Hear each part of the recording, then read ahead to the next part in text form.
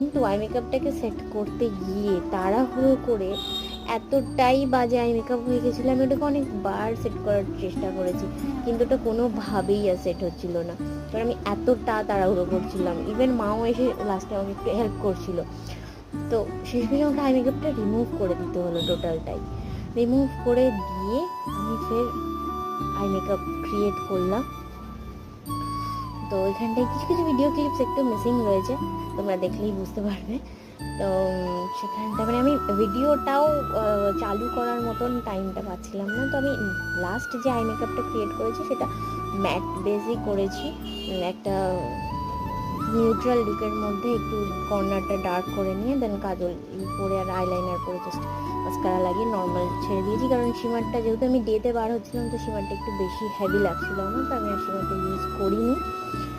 তো ফাইনাল লুকের ভিডিও আমি সেভাবে